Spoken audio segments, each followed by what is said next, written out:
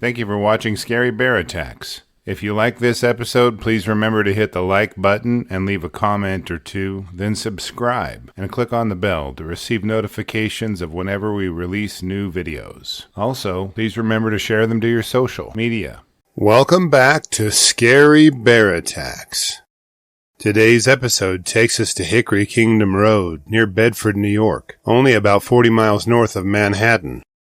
The elevation here is a little over 475 feet high, not that it matters, because this area is part of a housing development in Westchester County.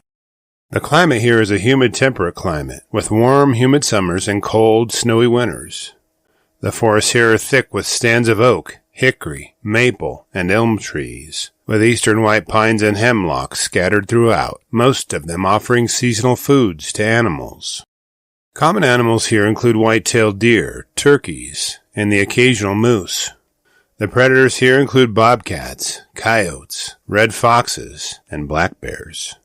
Wolves have moved back into parts of the state, and occasionally a mountain lion is spotted.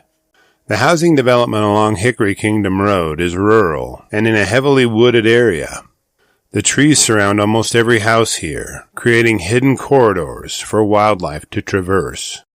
There are no grizzly bears in New York, but the black bears here are increasing in numbers and tolerance of people. Around 11 a.m. on August 22, 2023, a 7-year-old boy, whom we will refer to as Tim, was playing in the woods just behind his house with his little sister.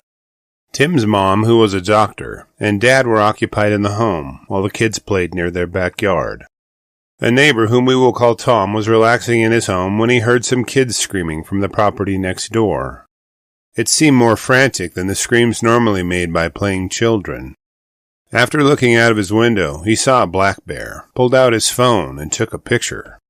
Tom decided he would go check out what was going on after telling his wife to call 911. Having noticed the bear nearby, he hopped into his car instead of investigating on foot. As Tom drove the short distance to his neighbor's house, he could see a medium-sized black bear near his neighbor's swingset in their backyard. The neighbor kids were dodging the bear, using the swingset as a barricade. As Tom watched, he saw the kids run toward the house, with the bear in close pursuit. Having just missed catching the kids, the bear circled the home, pausing to peer in the windows. The bear ran around a hidden corner of the home, so Tom drove around on the access road to get a view from a different angle. He watched as the bear circled the home, looking into windows in its search for the kids. As Tim ran toward the back door of their home, their mother met them. She immediately started examining her son's wounds and bandaging them as the bear stared from a few yards away. It was only a few minutes before North Castle police officers, Banksville Fire Department, an animal control officer, and members of other services arrived on the scene. EMS treated Tim and prepped him for transport to the hospital, while officers approached the bear. The officers initially expected this juvenile bear to dash off into the trees upon sight of them, but this bear stood his ground. At one point, the young bear advanced aggressively toward the officers, creating a surprising standoff. Officers knew this behavior was way out of the norm for bears in the area. Their concern grew as the bear continued to chuff and stand up to 4 police officers at one time. An officer with a high-powered rifle was seen loading it and disappearing into the trees for about 10 minutes before a shot rang out. 1 minute later, a second shot was fired. 4 officers placed the bear's carcass into a black bag and carried it out in a large plastic bin. These officers were not small, and the fact it took 4 of them likely meant the bear weighed between 150 to 175 pounds. Not exactly a cub. The New York Department of Environmental Conservation took possession of the bear's carcass and conducted rabies tests on it. Their examination revealed the young male was healthy and did not have rabies. Given the bear was too young to have cubs and a male, its behavior could not have been attributed to protecting cubs.